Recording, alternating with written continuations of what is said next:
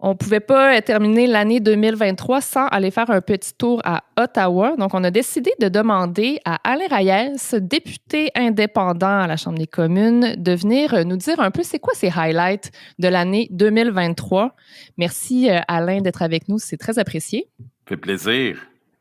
Donc, Rodolphe, je te passe la POC. Vas-y, là, essaie d'aller nous chercher des histoires intéressantes là, de M. Reyes. Ben oui, comme Alain est député indépendant de Richmond-Arthabasca, on a pensé que lui n'a pas de ligne de parti, donc il peut vraiment nous dire qu'est-ce qui s'est passé à Ottawa, ou en tout cas dans les couloirs d'Ottawa. Donc on va commencer, Alain. Pour toi, c'est quoi ton meilleur coup politique de l'année en 2023? Puis on va y aller par partie. Mon meilleur coup politique, j'ai gratté dans certains cas, je suis obligé de le dire. J'étais indépendant, tu l'as souligné, c'est le fun, là, cette liberté-là de pouvoir s'exprimer. Mais le premier, je vais parler de mon ancien parti, le Parti conservateur. Puis bon, certains vont peut-être trouver ça un peu drôle, mais le meilleur coup, je pense, du parti, c'est Pierre Poilievre avec l'achat de ses verres de contact, qui fait qu'il a mis de côté ses lunettes. Puis, drôlement, c'est un ami dans une activité me disait, enfin, il n'y a pas de l'air du schtroumpf à lunettes, puis de son look. Puis, on a vu la montée dans les sondages, on voit son flair politique qu'il a eu en se démarquant, en mettant tout de suite l'enjeu de l'inflation, du logement, qui fait très mal paraître les libéraux qui ont l'air d'être toujours en rattrapage. Puis bon, on l'a vu là, dans les sondages. Là, je sais pas, on est rendu à combien de sondages où il a pris une avance marquée qui fait que je pense qu'il n'y a plus personne qui doute qu'il pourrait devenir le prochain premier ministre du Canada. Fait que c'est mon bon coup.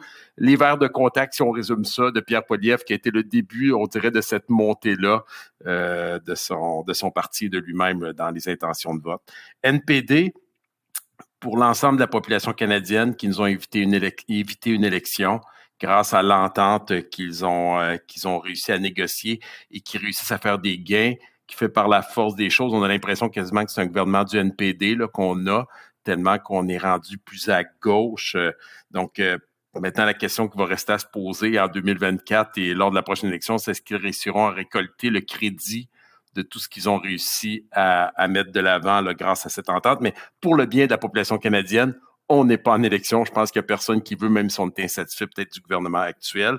Le Bloc québécois, c'est drôle ce que je vais vous dire. Là, j'étais indépendant. Aujourd'hui, j'ai été lieutenant politique. J'ai travaillé une campagne électorale.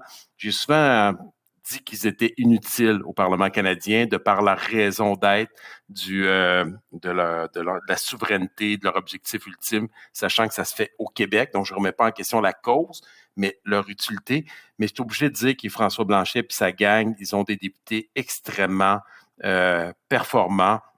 Ils sont souvent les premiers à mettre de l'avant des enjeux qui sont des fois peut-être un peu populistes, sur lesquels ils peuvent prendre le crédit après, et ils réussissent à élever le niveau du débat. Je suis obligé de reconnaître ça. Et François Blanchet et sa gang font tout un débat. Puis je lance l'idée là, en ondes, 2024, pourquoi pas, au lieu d'un bloc québécois souverainiste à Ottawa, ça serait pas un bloc qui défend les intérêts du Québec et des francophones partout au pays, sachant l'enjeu de la langue en ce moment, du français dans les deux langues officielles.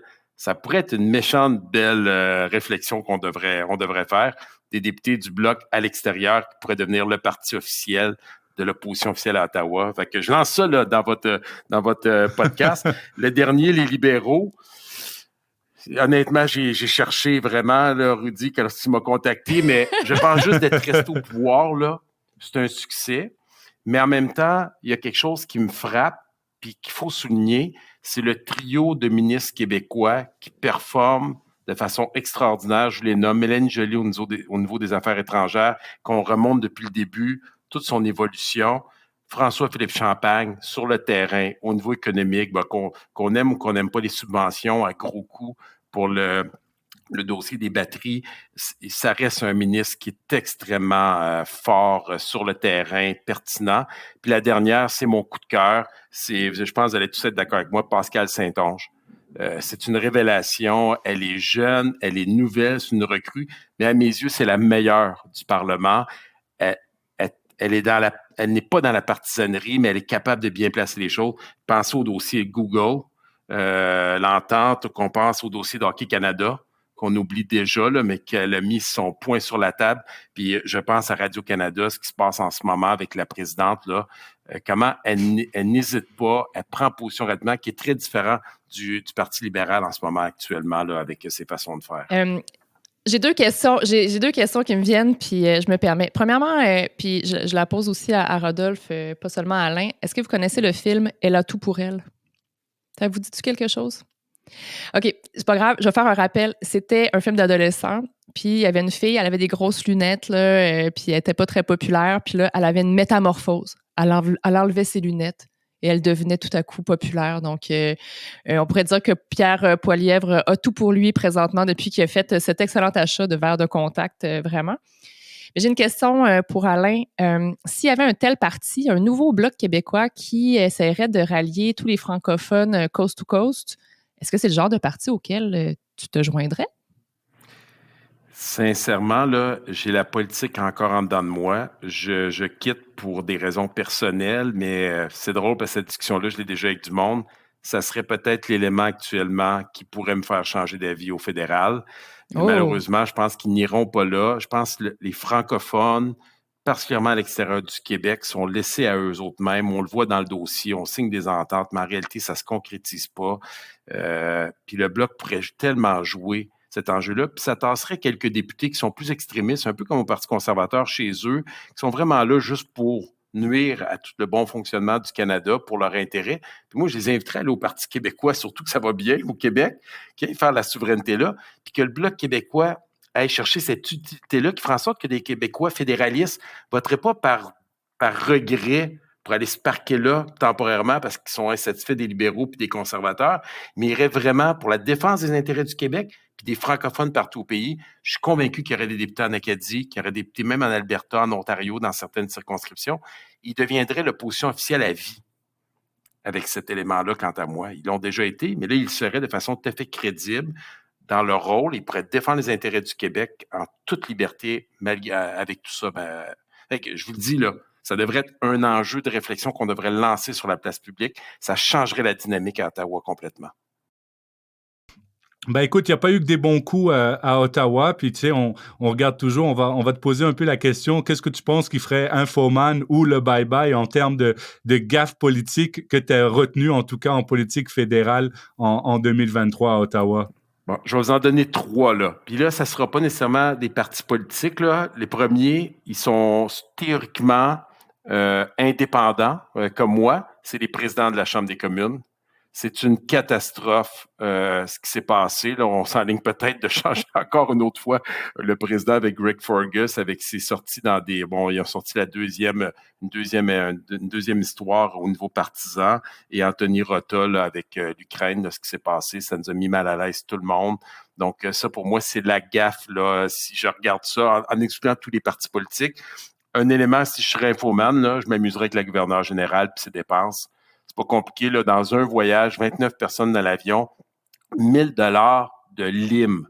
Faites le calcul, là, on est là, tout le monde, on s'en va dans le party des fêtes, on va se préparer des cocktails, là, ou des Corona avec des limes à l'intérieur. Prenez une lime, coupez-la en 6 au lieu de 8, comme on ferait d'habitude, que ça rentre bien dans la bouteille, là. Une lime à l'épicerie, là, j'ai regardé encore cette semaine, c'est 1 dollar pas mal partout la lime. Ça ferait 6000 limes. Divisez ça par le nombre de 29 convives dans l'avion, là, ça en fait des drinks. Là. Puis là, je parle pas du coût de comment coûte chaque bouteille puis les repas astronomiques. Honnêtement, je serais capable de faire quelque chose avec ça. Je comprends pas qu'à Ottawa, on s'entête avec cette fonction-là encore présentement. Puis le dernier, c'est les libéraux avec la taxe carbone, ce qui s'est passé au maritime, qui a mis tous les premiers ministres provinciaux contre eux, s'est attaqué à la raison d'être de leur projet. Ça me fait penser à la question de la réforme électorale en 2015. C'était le dernier scrutin qu'on devait avoir. Pour moi, ça vient démontrer comment ce parti-là n'a pas de conviction profonde, puis fonctionne en fonction des votes puis des sondages, puis il n'est pas capable de tenir son bout sur quelque chose auquel il croit et qui a défendu pendant 8 ans, puis s'écrase à au premier moment qui est difficile. Ça, pour moi, c'est les 3 gaffes, là. Puis Dieu sait que la taxe carbone pour le Parti conservateur, c'est l'enjeu. Je pense que 99% de leurs interventions touchent qu'à ça, là. Donc, tout est attaché à ça pour eux, là. Le logement, comme d'après moi, il se passe de quoi dans la rue, puis c'est la taxe carbone le problème, là. Fait que pour ça, pour moi, s'il était capable de faire quelque chose, Infoman, avec sa créativité, il y aurait de quoi à faire. Ben écoute, merci Alain. Je sais pas, je pense que la gouverneure générale n'a pas encore réussi à apprendre le français à part 2 mots, donc elle ne pourra pas écouter le podcast. Mais en tout cas, qu'est-ce qu'on te souhaite Alain pour la nouvelle année? Santé, bonheur, sport? Ouais, santé, bonheur, sport, puis prendre du temps avec ma famille, puis mes amis là, très proches qui, depuis plusieurs années, ont été mis de côté, puis on va s'amuser, puis j'ai bien hâte d'écouter le bye-bye, puis ça sera mon moment humoristique. On ne l'a pas parlé, mais espérer voir Jacques Gourde avec C'est un scandale, encore une fois, à Infoman. Un grand classique. Un grand classique, là. C'est mon moment qui me fait toujours rire en politique, là, quand je vois ça. Ben, en tout cas, on te souhaite un joyeux Noël. Hein? On dit pas joyeuse fête, nous on dit joyeux Noël. Donc joyeux Noël, Alain. Yes. Et on te salue, puis on te remercie d'avoir pris le temps avec nous pour dans les couloirs.